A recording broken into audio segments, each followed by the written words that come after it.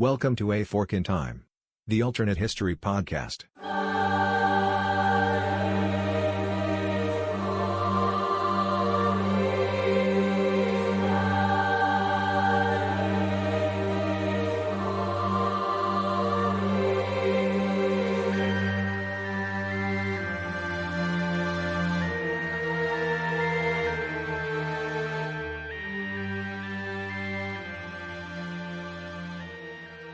Welcome back to A Fork in Time, the alternate history podcast.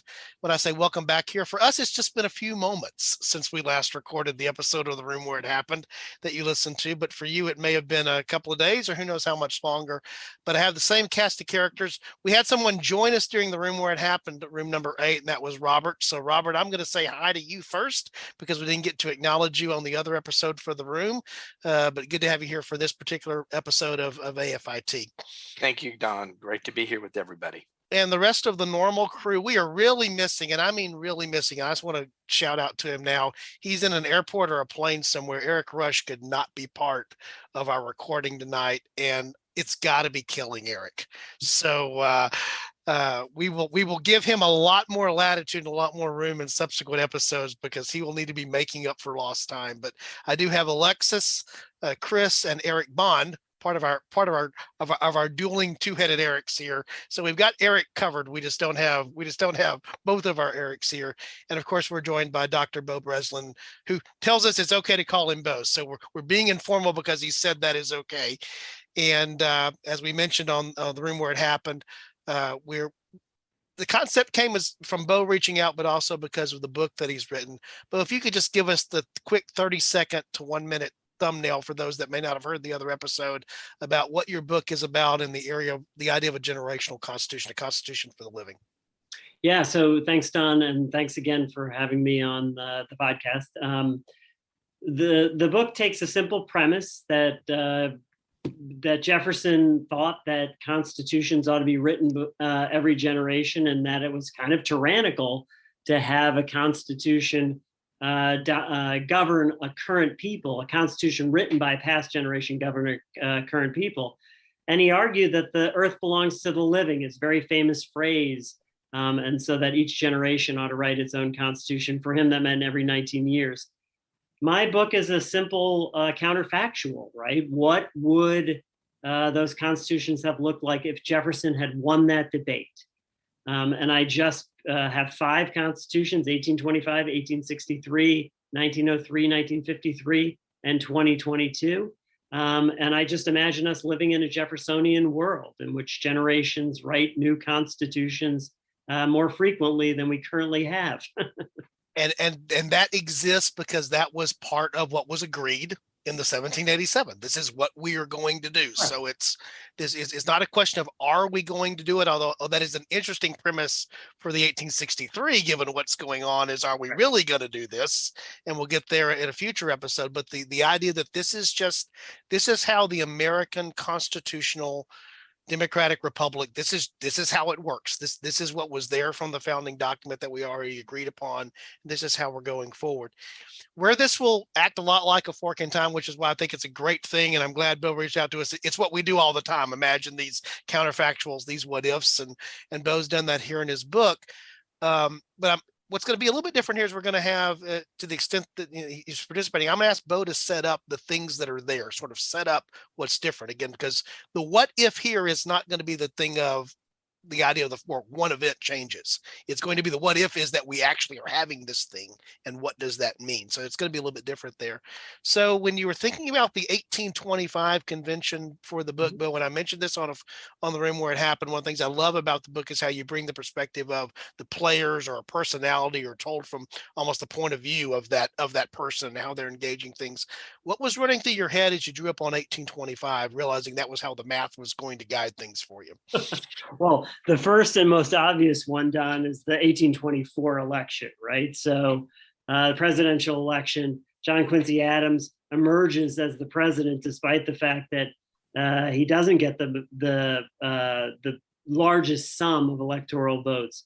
And so that was obvious. For the listeners out there, what I was looking for in crafting these constitutional conventions, and ultimately the constitutions that came out of them, what's happening at the time, right? And the most obvious thing is the election. But there are other things that are happening at the time. A fair number of delegates to a constitutional convention were Jacksonian fans. They probably would have been pissed off at John Marshall's Supreme Court power. And so that's happening at the time. And so, Don, when I'm thinking about the 1825 Constitution, I'm thinking about what's happening at the time. Are there court decisions? Are there amendments that are being made? And then crafting a convention around those important historical moments. Okay. So this was the first time in your thought exercise that we've been invited to be a part of here and now to discuss. Yeah. This was the first time that was there. And we talked about this, I think, to a degree in the room where it happened, and even some of our off podcast, figuring out who gets to come was a part of this, right? I mean, that was one of the first things you also had to address, right? Figuring out how the players get assembled before you figure out what they're going to do when they show up on the field is who gets invited and how they get there, right? Correct. And for the 1825 convention, unlike some of my later conventions, it's easier. I'll say it's easier. There's no question in my mind that women would not have been invited to the 1825 convention. There's no question in my mind that people of color would not have been invited to the 1825 Constitutional Convention. The country just wasn't there yet, right? So now you're limited, Don, to a certain group of folks. And the major players at the time would have been the Daniel Websters of the world, right? The Martin Van Burens of the world, those the Andrew Jacksons, the Henry Clays of the world, the John Calhouns of the world. These people would have been invited to the 1825 convention because they represented their states, their territories, their regions powerfully, and they would have been picked by state legislatures, which is the way I used in 1825, the selection process. So those were relatively easy. It gets more complicated in the later conventions. Was there anybody, when you were thinking about this, you mentioned Daniel Webster, he plays an important role in that chapter in the book as being, being representative of that age and the ilk of person that would be there. Was there anybody that in your mind challenged Webster for being in that role, or was immediately, do you think it's got to be Daniel Webster, right? Well, because of his oratorical skill, right? He was so widely respected. And it sets up nicely for me because, of course, at the time he crafted the law in such a way because he was such an effective attorney, right? He was such an effective lawyer, and he represents some of the great. He represents the victors in some of the great Supreme Court decisions of all times. So Webster has a certain cachet that nobody else has in terms of constitution making. Sure, there are some great politicians there, but nobody has the same cachet as Daniel Webster. He's sort of, in my mind, the Madison of the 1825 Constitutional Convention. That said, he's a Federalist, and he loses a lot of the debates he wants to. But there's no question he would have been there, and he would have been arguably the most important voice of the time. Okay.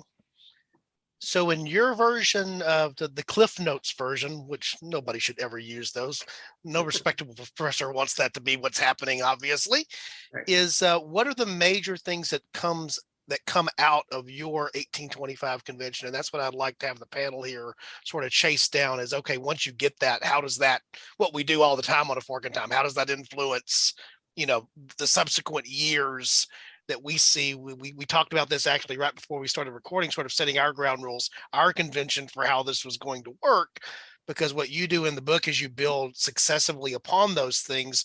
We'll take a slightly different approach in that we do the speculative history thing, so we can say, okay, you change that, what does that now mean in terms of impact? It's the application. So what were the big things in your 1825 that came out that, what's new and different in the new and improved Constitution? Right. So this is going to, so the obvious one is Electoral College reform, because two times in the first several presidential elections, we had sort of this botched election, right? Where where it gets thrown into the House of Representatives. That's not what the original framers intended. So electoral college reform, how do we figure out, this is what in 1825, they would have been frustrated with the 1824 election. How do we figure out how to avoid that problem again? There would be, in my mind, no question, some sort of reform of the selection process for federal court judges. No question about it. In part because lots of states, Don, had gone down the route of changing the way in which they select their high court judges. So if you think about, and one of the data that I'm using here is state constitutional conventions often. If you think about the ways in which they crafted differences in things like the selection process of federal court judges, those would have trickled up, right? Those would have bubbled up to the Philadelphia Convention in 1825. And people were sufficiently pissed off at John Marshall that they would have thought of a way to figure out how to hold federal court judges accountable. The most obvious example of the most common example at the state level in that way was having the probationary period. It's typically a 7-year probationary period at the state level. And then after the probationary period, you have life tenure after that. I think that probably would have bubbled up to the federal convention. The one that's my all-time favorite is in terms of the 1825 Constitution, is the change to the preamble, right? So our preamble ends with a promise to our posterity, right? The future generations. If you live in a Jeffersonian world, our posterity is not necessary because the next generation is actually going to write its own constitution. So they go, in my imaginary constitutional convention, they go and scratch the promise to our posterity at the end of the preamble, which I always found to be fascinating.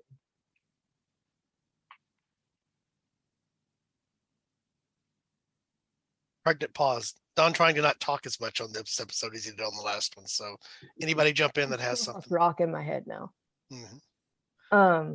Yeah, I'll tell the story. The reason why I have Schoolhouse Rock in my head, it's a very dumb reason. But when I was in college, one of the classes I took for my degree, which was journalism mass comm, was media law.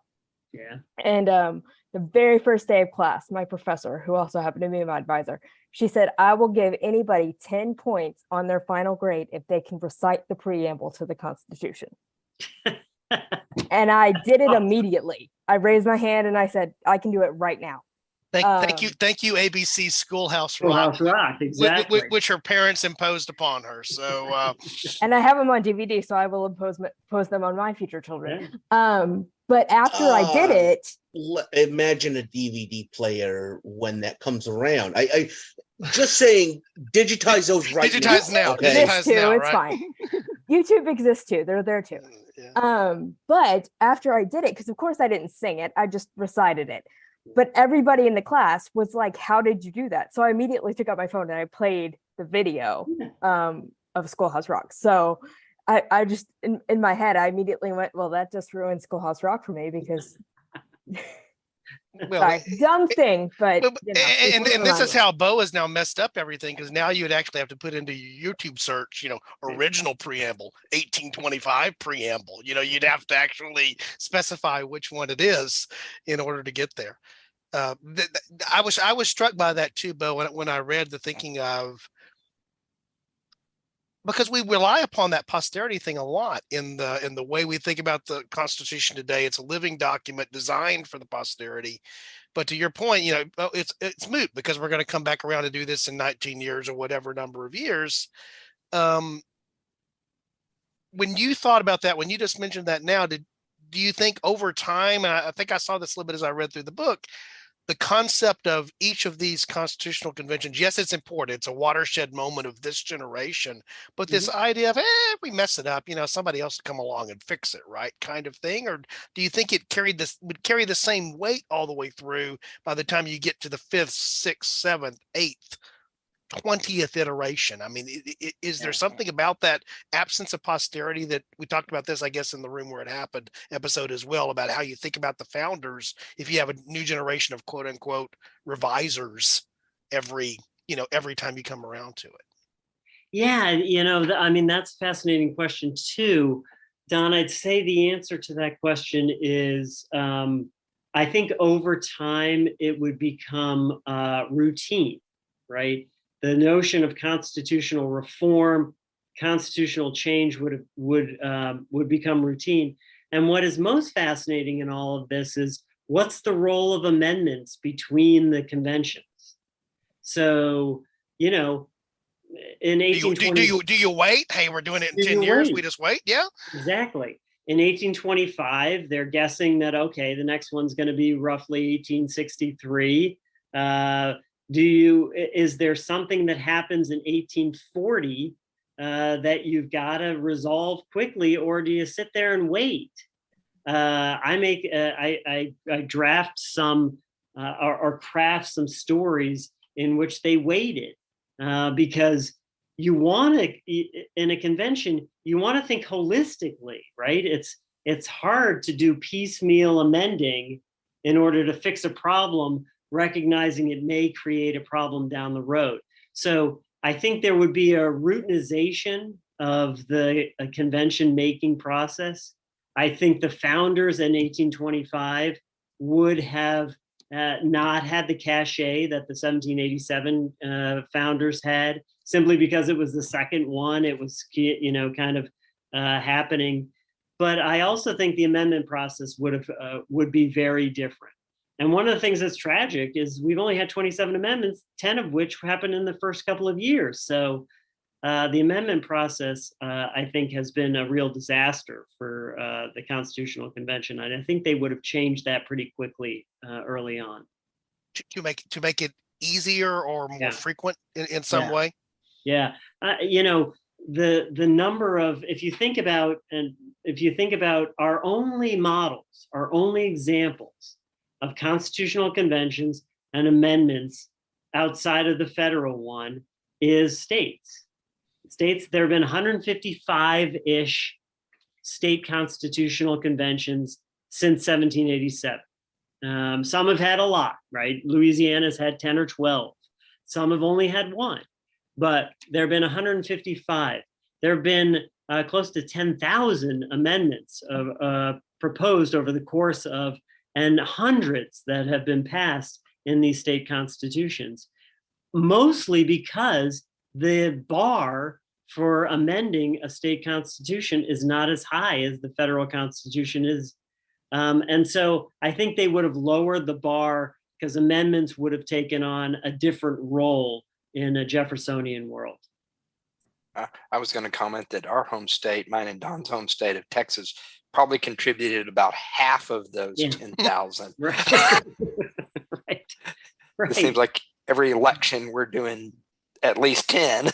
Well, and of course, the long-standing thought in Texas is no man's property or liberty is safe as long as the legislature is in session. So let's make sure we limit that to as much as possible. And then what's the role of referenda, right? At some point, not in 1825, but what's the role of referenda to change constitutions at the federal level? It's obviously never happened because we have a very structural piece, but at some point, if you lower the barrier and you throw a referenda in, it becomes a very different type of document. Looking at you, our native Californian. Hello. So I have a question.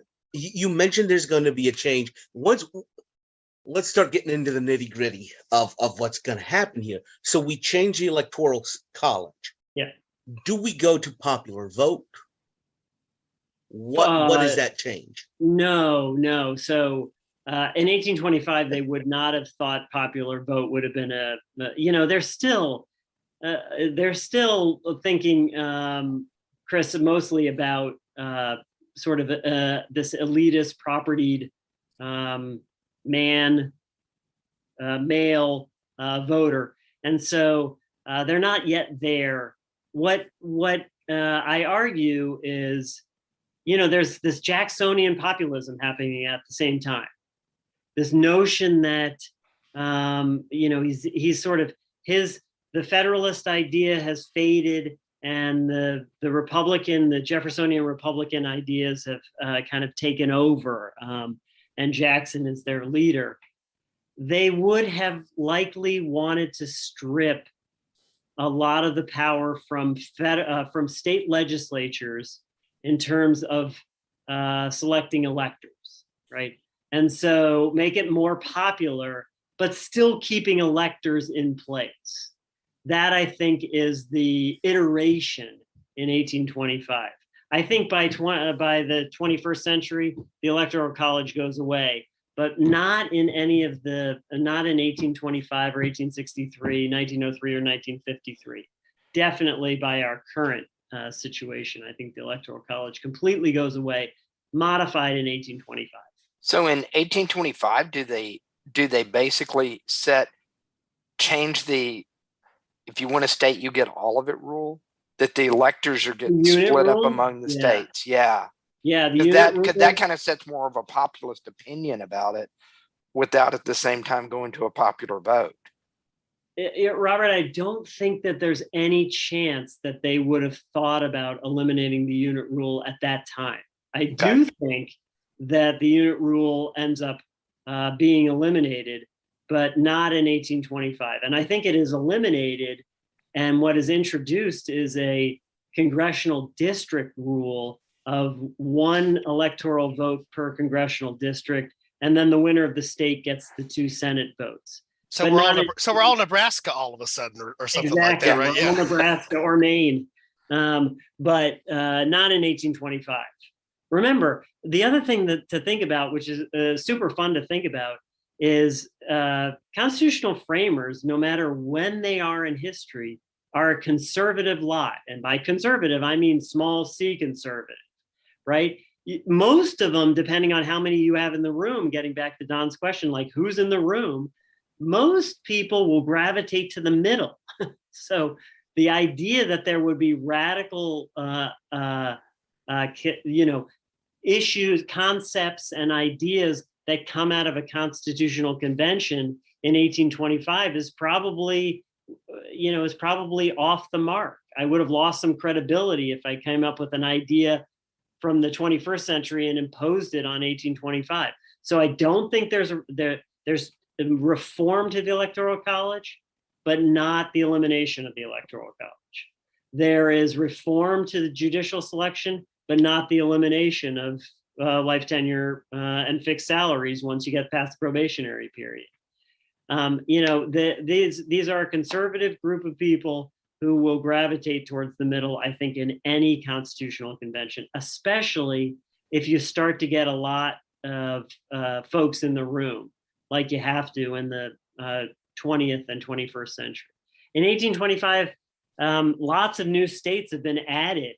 So you need to add more than the 55 delegates, but it's probably somewhere around 100, 110, something like that in 1825. There's still going to be a conservative lot. So I both do- of the, go ahead, Derek. Go ahead. Now, I had a very fun idea from the most bitter man in politics at that time, John C. Calhoun. Mm-hmm. I always just think of just like, man, he is always the also ran of just everything. Yes. And I think John C. Calhoun would probably propose that no state can secede from the Union as a way to knock Daniel Webster and everybody from New England for the Hartford Convention during the War of 1812 of like, no, if we get to do something, you guys don't get to complain and leave. And I, John C. Calhoun, will never regret that phrase. So that's the thing that is always interesting to me. It cuts both ways. In thinking about the group coming in that is so opposed to the Electoral College, the Jacksonian Democrats here, the Electoral College actually probably benefits them in that it accounts for the 3/5 rule still, where South Carolina, Tennessee, the South, gets a magic number added to their vote total that they don't get if you go based upon the number of citizens or people you allow to vote. Definitely, no question about it. And I mean, if not for the corrupt bargain, right? So Henry Clay decides he's willing to give up his electoral votes to John Quincy Adams in order to become Secretary of State. If not for the corrupt bargain, Jackson wins that election. So Jackson, who does not know what his future holds, this is the great fork in time, right? He wants to be president, doesn't know what the future holds, has to advocate for electoral college reform because he cannot afford the House of Representatives again deciding the next election. So Chris, despite some of the things that you're saying, I think Jackson has to advocate for the electoral college reform. Oh, but like you said though, reform, but keep it in place, because of course. the counting rules benefit him that way. That's right. Yeah, and I think that's why, to Beau's point, the small C conservative, another way to think of them is, for the most part, there's going to be an effort to preserve the status quo, unless the status quo is non-defendable. That's why this is a slow process. It's incremental changes that happen, even though these conventions are spaced over time. Is that there's always that tendency of the devil that I know versus the devil that I don't kind of thing that's there. And as you point out, those that are influence authority are able to be there, aside from what we talked about, getting your constitutional convention summoned, so you just end up with a random sampling of America, which would be a fascinating thing. I don't know what would come out of that, but it'd be a fascinating thing to watch. I would sell tickets. I'd buy tickets to go and see that event. I think you make an important point there, Beau, about the nature of, even when there's change, the change is conservative, small c, in its ilk and its design, just because it's preserving what we know and creating. The other C is continuity that goes with that moves forward with it. But also, what struck me about the two first things that the two things we've talked about there, you're dealing with obvious defects, or what are recognized as being obvious defects in the document that need to be corrected, and in both cases, they are responses to things. Correct. This process for electing the president hasn't worked. We didn't think through, the runner-up, who maybe, his biggest enemy is now the guy that's one heartbeat away. Is that really where we want this to be?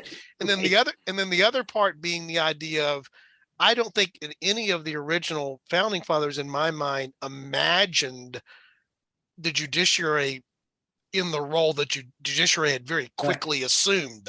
You have Marbury versus Madison. You have those very powerful early precedent setting, where the Supreme Court says there's a vacuum, we're filling it, and this is how we're doing it, and how this is written.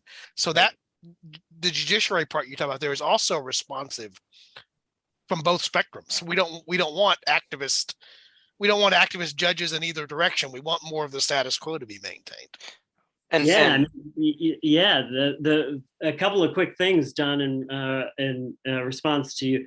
Absolutely true about the judiciary, right? So you've got the Marbury versus Madison, you got the McCulloch versus Maryland's. Those who believed that states were more powerful than the federal government were absolutely irate at Marshall's decisions, one after the other, right? The reality was, if there is a period from 1787 to the start of the Civil War, the court primarily is angling for two things, right, under Marshall's watch. One is when there's a disagreement between the federal government and the states, 95% of the time, Marshall's supporting the federal government's power. And then when he's also simultaneously trying to establish the judiciary as a co-equal branch, right? So in 1825, they would have reacted to that. The other thing I'll say, Don, one more thing in response to I get this a lot when I have conversations like this.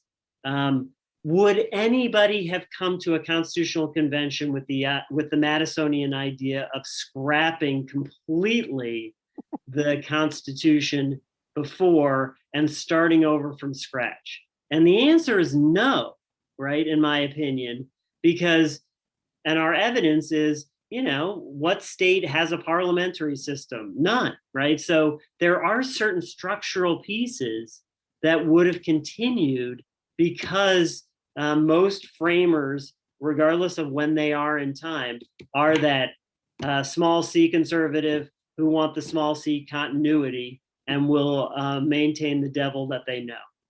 Sorry, Yeah. Robert, I was interrupting. No. You're perfectly fine. My thought is that this convention has the least chance of having anything major happen at it, because first of all, the living memory of the founders is still in that room. Matter of fact, right. Jefferson is the president of the convention. Yeah, he's still there, right? Yeah, he is sitting there. Right. Madison decides not to show because he's sick and so on. Yeah. And so I think this is the convention where you're gonna see the least amount of change. I'm thinking you're right. They go and they fix the structural things. Right. The election thing. Let's think through that a little bit. And so they do that. I'm more intrigued, and maybe we talk about this and explore it. I think the bigger exploration here is the federal judge changes. Yeah. What changes with that? How does, for instance, Dred Scott come into play?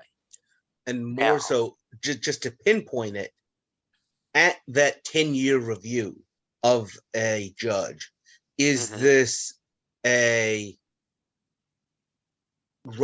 this seen as a bit of a rubber stamp? As you haven't done anything almost impeachable, so we're going to continue on the bench? Or is this a thanks for your service? Yeah, I'm looking a little bit further ahead to kind of a 1937 period, and trust me, there's a lot between now and then, but the Supreme Court holding back a lot of those New Deal changes. And if they're up for review in a way that they're not in our timeline specifically, so the question now is, what is that 10-year? What does that 10-year review look like? Is this one of those unspoken rules, kind of those gentlemanly agreements that we generally leave you there if you haven't done anything offensive, which can definitely be broken in certain time periods when norms like that are broken? Right. Or is the norm established that it's a revolving door, 10 years and you're almost out? Yeah. So I think Robert's right with the fundamental premise, and that is it's unlikely that there would be huge dramatic changes this close to 1787, because some of these characters are still around. So, Chris, to answer the question and tie it back to what Robert said is, I think for the most part, the probationary period would have likely been closer to a rubber stamp than a genuine kind of interrogation of a judge's past, right? So I'm guessing 95% of them would have gone through and would have gotten their life tenure after their probationary period. That's the way it was at the state level. That's informed by what you've often looked to here was what was going on inside the states, right? Yeah. So and I mean, at the end of the day, what is so fascinating about the times then as opposed to the times now, and it's a little different in 1825 than it is in 1787, but in 1787 and in 1825, there are only a small number of players who really are at the top of their game, right? Unlike now, where the influences are coming from all angles on, whether they're interest groups or politicians or so on. Everybody knew each other back then, right? Jefferson and Marshall are distant cousins, right? So everybody knew each other. And so it would be hard to imagine with the kind of res publica, this notion of civic virtue and so on, that still is sort of in 1825, that you would boot your distant cousin or your friend after the probationary period. So I'm guessing that, Robert, the probationary period would have been meaningful, but probably not as meaningful as it comes later on in 1863 and 1903 and so on. Well, my question is, does it change from the period of 1846 to 1960 or 1860? Yeah. That because you get where I'm going with Does that. it change structurally, Sure. or does it change norm-wise? Yeah, yeah, and I think norm-wise is more the question there, because I'm thinking that if you're going to have a potential fork that has serious consequences, that's where a fork could hit. I think. I think even a little bit before that, though, because the thing that I thought about was talking about Jackson again. Suddenly when you have this scenario of it's not life tenure appointments with approval, and you bring along the spoils system. So suddenly there's a new concept in terms of what's going on there. Does that infect the judiciary because there's been a change to the structure? I'm sorry for cutting you off, though. Yeah, no. I think you didn't cut me off. I think you're exactly right. I think when Roger Taney comes on the court, that's in some ways that's a game changer. And so I think things do start to dramatically change after 1840, let's say, right? 1835 when Taney comes on. But ultimately, I think by 1863, there's real legitimacy and real credibility to the notion that the probationary period means something. Not in 1825, though. I just find it very funny that the person who everybody would probably be afraid of, if he would even be invited to this, Jackson, right, is also going to be the person who probably diminishes the court the most during his presidency. Yeah. Mostly in the standoffs over the forced relocation of the Cherokees. Right. No, I think you're absolutely right, Eric. Yeah. So just how much that was in the room of just well, we're mad about the courts and we think the courts are going to be too powerful. Meanwhile, in our own timeline, one of the most famous things is yeah, the courts made their ruling. Now let's see them enforce it. Right. Which again, we tend to avoid politics for the reasons that we do here. That hasn't changed in many ways, even moving forward. Ultimately, you need an executive to enforce either legislative action or judicial action in this, this balance of power scenario. We different branches that aren't in and of themselves. I mean, that's also where things have blurred in bringing things really modern is the extent with the executive dabbles in things that were reserved originally for the legislature, and the things that the legislature dabbles in that were obviously originally reserved for the executive branch, the judicial branch. It's gotten a lot blurrier, I think, since 1787 and since 1825. Things have gotten a little. The three branches aren't as nice and finite as they used to be. No, that's absolutely true. And at some point, you guys should do a Fork in Time podcast on what happens if Marshall rules against Jefferson in Marbury versus Madison. Jefferson ignores the ruling. And where does the court go from that, right? So one of the brilliance of Marshall, of course, you guys know, is that he threads that needle, right? He's able to take Jefferson behind the woodshed and slap him around a little bit and say you're a bad person, but he still gives him the victory in Marbury versus Madison. What happens if he rules against Jefferson? The courts would be very different now if Marbury versus Madison hadn't been decided the way it was.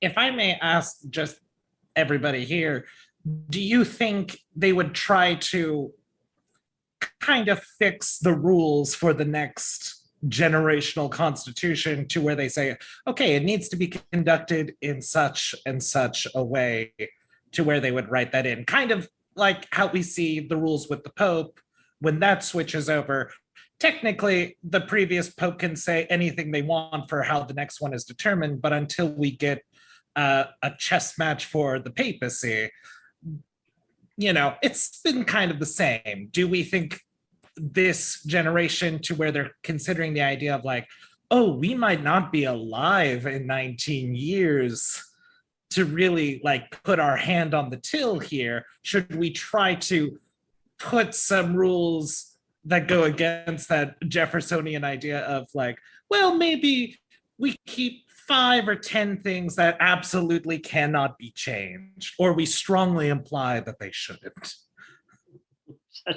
Such a good question, and everybody on this panel has a particular view, and they're probably different than mine. But I'll throw Eric out, mine out. I think the answer to the question, from my perspective, is depends on the respect that people have for constitutions as different than legislation.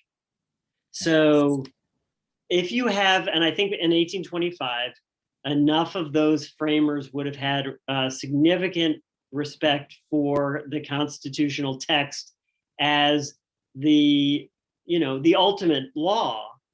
I don't think they would have, massaged it in such a way that it limits what folks can do in the next constitutional convention. Do I think that now? Yes.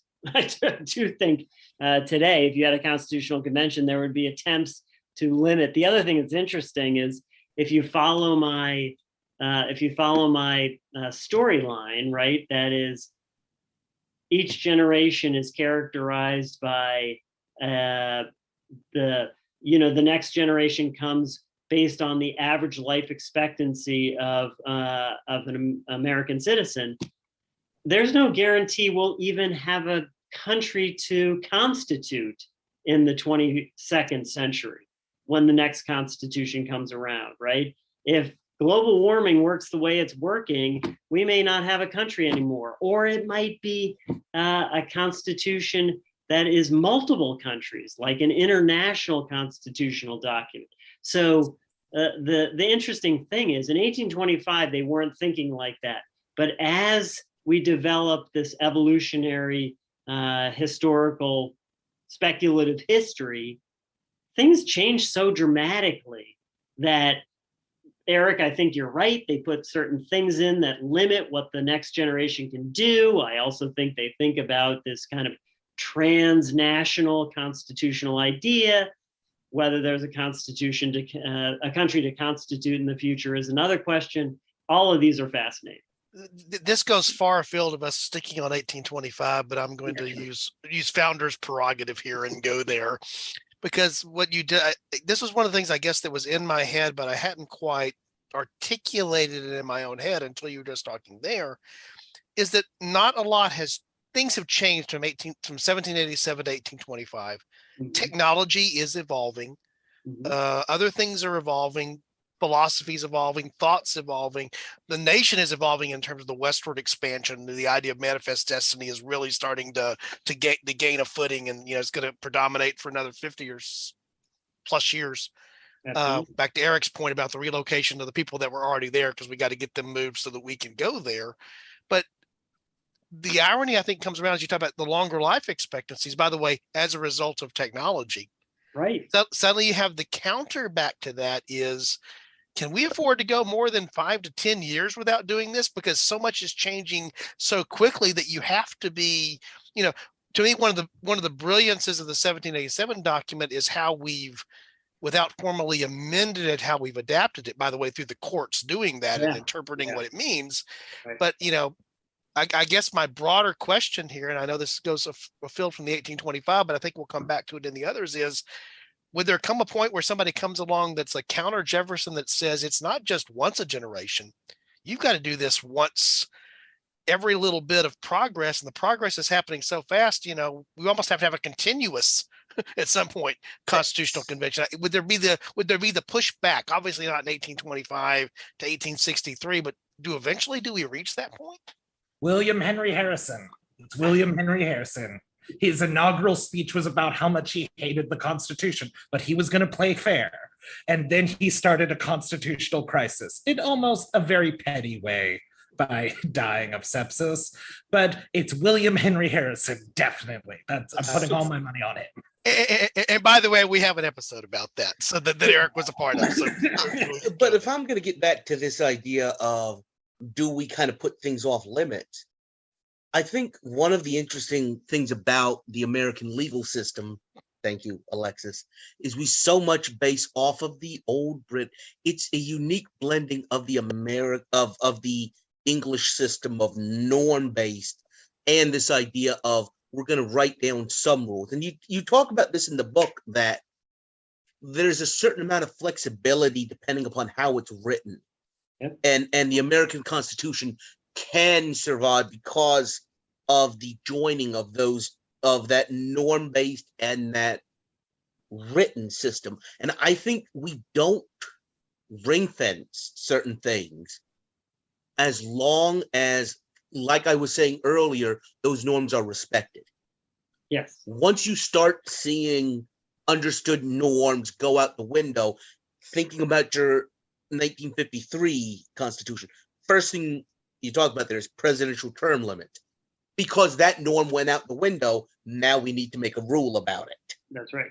Right. So combining all of these threads, right? So the way constitutions are written, Don said this earlier on, the way constitutions are written are always a reaction to moments in which there was urgency, Chris, just like you said, right? So something unusual, something dramatic, something catastrophic happens, we need to change the Constitution in order to reflect that. Don, going back to you, because of technology and so on, those sorts of reactionary, dramatic moments are more frequent now than they were back in 1825. So yes, I think Don is right that in the anti-Jeffersonian world, you need to step up the number of constitutional conventions as opposed to once every 19 years or once every quote unquote generation. So those threads are combined. And yes, Eric, William Henry Harrison, we'll just leave it at that. Just thinking about the time spans we've talked about, just putting this out there, what demographically in the United States, the baby boom was a huge issue. And yet, looking at the conventions we laid out, at one, they're elementary school, if not toddlers. Yeah. And at the other, they're senior citizens. They're card carrying art. They're card carrying art. They're either in preschool or they're card carrying art members. Right. And there's nothing when they're in the middle of their prime working life that's there. Which to me, that one of the things I really appreciate about the concept, though, and we talk about it, and again, we'll get back to the 1825 here, just to make sure we stay on topic a little more if we have to. We don't really have to, right, Chris? Is that the concept there, the fundamental concept, as I understand what Jefferson was saying, is this idea of not having generational tyranny. It has to be adaptable to what the current generation is. And there's an almost 4-year gap in age between my wife and I, who's older. And the nature of where that falls for us, we run into this all the time, the technology we're using here. We're just in that period of when computers were becoming the norm, such that there's that 4 years makes a difference in a personal computer thing, that because of what she does has rippled out over multiple decades, to the extent that even though she lives, in a laptop computer world with Zoom capabilities like this, it's that 4 years mattered because of what she was exposed to. So there, that's nowhere close to 19 or what eventually you draw it out to, because you're looking at what the life expectancy is in order to be able to do this. But it really wasn't until this conversation that it suddenly occurred to me, if a Jefferson were alive today, would he be arguing for 19 years? Would be arguing for 19 months? In terms of, and there comes some point where it has to just be reasonable, because you can't be constantly doing it. Right. And so it's, even thinking about the other thing that popped into my head, and I'll shut up here because I want to hear everybody else's thought of the idea of once every 10 years taking the census, that's an adequate sampling and an adequate frequency in order to be able to deal with the population growth, expansion, shifts that are happening and apportioning your representatives. We see very radical shifts now in population growth and relocation. The decade probably is still about right now, but it's barely, I would argue, right now compared to in 1787. First of all, we can hardly do this. So doing it once every 10 years is going to be an incredible exercise. We don't have the technology to do it anymore more frequently than this, but 10 years will be more than adequate. I think the argument can be made now, borderline to whether 10 years is an adequate representation or not. Yeah. I'll throw one more thing into the mix, which Don, you are, and you and Chris are dancing around a little bit, but Jefferson, what constitutes a generation for him, right? So at the end of the day, the overwhelming majority of people around the world who write constitutions tend to be 55 and older, right? And so does the current generation is arguably Generation Z. Do they get to write it? And what that constitution would look very different than a constitution that I would write at 56. So there are lots of ways that you can think about generational constitutions. In 1825, they wouldn't have thought it this way. They still would have been old white men who were writing it. But you got to think of a generational constitution in multiple dimensions, not just singularly. And I have another interesting thought, which is we've talked about moving it around, but I have a real practical concern about that, in that it becomes almost like a prime minister dissolving their government and calling a new election. And you do it specifically so that you get the outcome you want, because a constitution drawn in 1943 is very different than the constitution drawn in 1953, or if it's drawn in 1963, that's a very different constitution. Right. And my fear is always, and I think Jefferson understood this, the reality is that you probably need constitutional reform, constitutional overhaul frequently, right? So let's take Don's every decade. Absolutely. There's no question a constitution as fundamental law loses its credibility if it's overhauled too many times. The average life expectancy around the world of a constitution is 19 years, just as Jefferson said. But a lot of the constitutions that are changing over every 15 to 19 years are seen as jokes. So you got to balance the credibility and legitimacy. This Madisonian idea of an enduring constitution needs to have the respect and cachet with the Jeffersonian idea that constitutional change accelerates, as Don points out. I think I have the perfect solution. There you go. Been waiting for it, Eric. Thank you. As it is my right as a Californian to interject. Basically, in honor of the greatest Enlightenment thinker, Thomas Hobbes, we should pick one person, some kind of Leviathan-like entity, and when they pass away, we create a new constitution. Since this is a former British colony, we should do this on the monarchy. And so basically, Charles III should be in charge of writing our new constitution. That sounds good to me. And, I've always said that life is nasty, brutish, and short anyway. So. Because the constitution drawn up by the first Charles would have worked out so well. Yeah. I mean, it worked out for Ollie Cromwell. That's a great for Ireland. The other thing that struck me, I think this actually ties back to we'll intersperse some things that we for us, the time is compressed here because we just finished recording the room where it happened that hopefully our listeners had listened to, is you talked about the founders drew upon the documents and the history that they had. And the thing that just struck me, we're talking about, when would you amend or when would you change? Actually, the thing that popped into my head is the Old Testament concept of the year of Jubilee, in the sense that that was a fixed period of time. And so, the concept of the way that the economics in what was designed inside of that for Israel as a nation, you see there is the fact that, slaves are made free, land reverts back. This idea that there's the great reset, essentially every 70 years is the concept.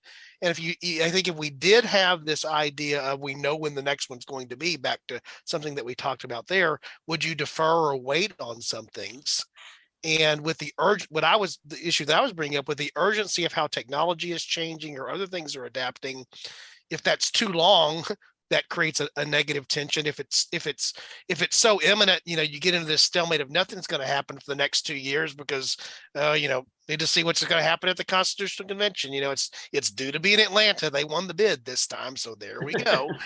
I think at some point, back to the question of would it be set? I think this was Robert's question or somebody's question. Would they have set the agenda or the timing for this? I think at some point, the very idea of what you're doing, that would be one of the big things at one of the conventions. How often are we now going to do this? So to Chris's point, it's not this arbitrary or abstract thing. We know when the next one's going to be, and that's now the rules. We know how that works.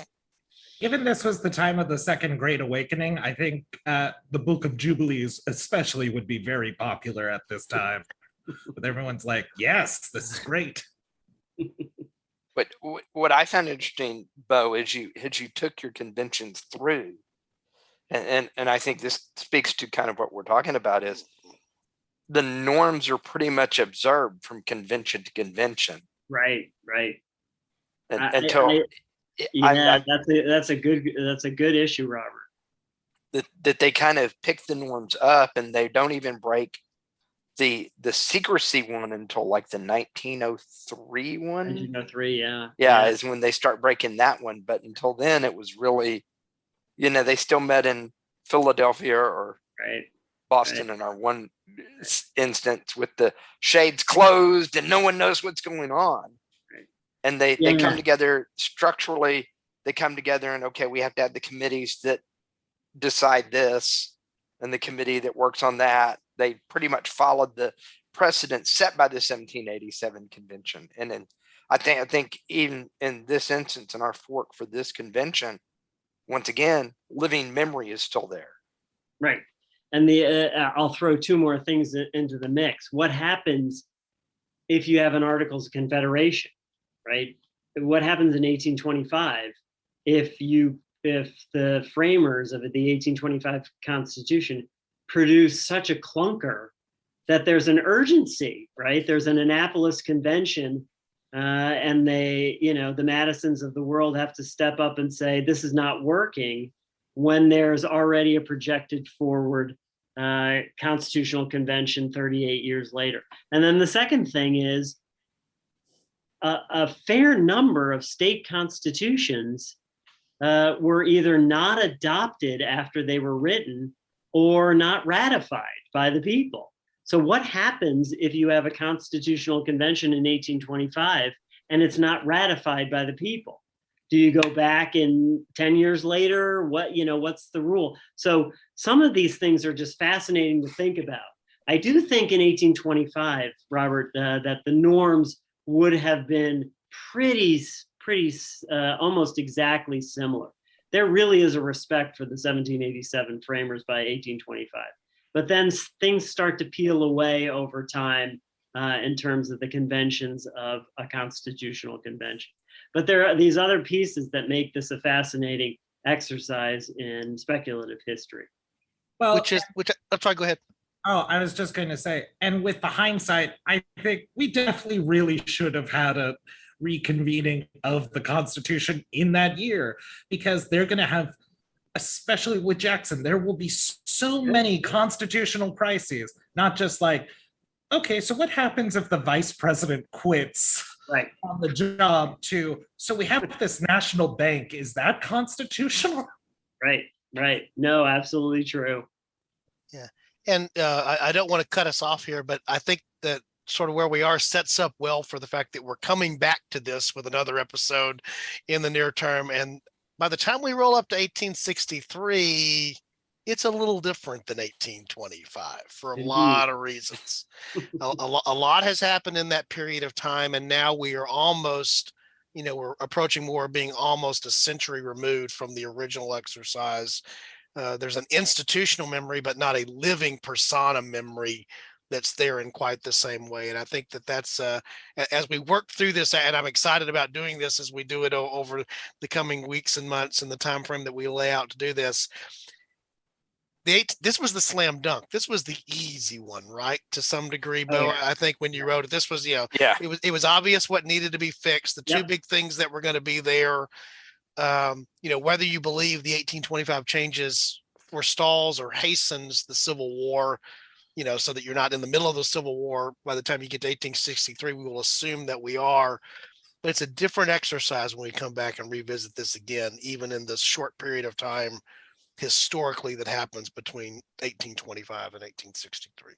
Yes, probably more, Don, there's probably more dramatic change that leads to sort of constitutional crises and issues between 1825 and 1863 than any other time in my speculative historical evolution. I would agree. Anybody have any last closing thoughts? That burning question that if we don't get a chance to get it out here, I will get not a nasty email, but I'll get reminded the next time we gather together that we skipped over it. All right. Beau, we've enjoyed having you. We're looking forward to having you back. And I'll close out, as we do a lot of episodes here, by inviting our listeners to visit our rudimentary little place on the web, www.aforkintimepodcast.com. It's a chance for you to give feedback on this episode. We don't get a lot of our listeners who go there and give feedback. It's the nature of the podcast medium. You're listening probably in your car, and you may have every intention to respond back, but you're not going to easily do that. But I really do encourage our listeners to respond back to this and let us know what you thought. And go and get Beau's book, read Beau's book. And this is one of those great opportunities to seed the conversation and the questions that we have for subsequent episodes. You know where we're going here, more so than we even normally do on the podcast. We're going to these subsequent conventions. So we'd love to hear from you so that we're crowdsourcing more of the concept of what's going on here. I said crowdsourcing, which leads me to immediately recommend and talk about what's going to happen on September the 22nd, which is the first A Fork in Time, the room where it happened live stream. We're gonna take the risk. Chris, you asked yesterday because I posted something in our Slack channel. We do have some things that have come in from our listeners that I know we're going to be talking about. I had promised that I would not share those, so they were fresh to you. But I can guarantee you that they have ramifications of things that may lead to fighting words before it's all said and done. So if that brings our Are you people out there talking about barbecue again with us? Because I refuse to answer that under the fact that I have Fifth Amendment rights under what was attached to that 1787 Constitution. But yes, it may involve food. I will just go there. And it'll be there in 1825, Don. We just did an episode about this possibly. Well, there you go. All right. Hey guys, I really do appreciate that. I knew this was going to be fun. This exceeded what I thought it was going to be in terms of fun. So I'm excited to come back to it. We invite our listeners to go and visit the website, to give us that feedback, give us your topical suggestions. That's how Beau found us, for us to find him, for us to be here.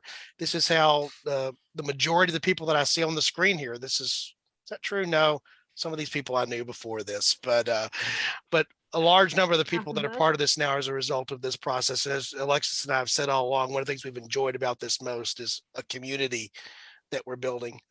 We're not retiring on this. I'm not getting to quit my job early as a result of this, but I keep coming back and doing it because it's just fun to do. So we encourage you, our listeners, to go and visit those things. If you do like what we do and you want to throw a little support our way to help offset the cost, we do have our Patreon link there, a chance for you to contribute to the show financially. But if you don't contribute financially, mention the show to somebody. I had the opportunity yesterday at a work event to end up in a conversation with somebody, and we ended up talking about the podcast for 30 minutes. And it wasn't because I wanted to talk about the podcast for 30 minutes. They wanted to ask me questions about the podcast once they came to know. So if you haven't mentioned it to somebody you think might be of interest, mention it to them. Social media. Use social media for good and not just for evil. Mention the podcast. There are all the ways that you can do it. For Alexis, for Chris, for Robert, for Eric, especially for you, Beau. And I know Beau stayed up late, by the way. He's over in the United Kingdom right now, teaching this semester. So he burned the midnight oil on 9/11, which is the day where it's not 9/11 where he is anymore. It's now 9/12 where he is. Sure. And so we appreciate him doing that to accommodate everybody's schedule. And she gets to do this because the genetic thing gives her the right to do it. Alexis, what do we suggest that our listeners do if they happen upon that fork in time? Take it. Take it. All right. Thanks, guys.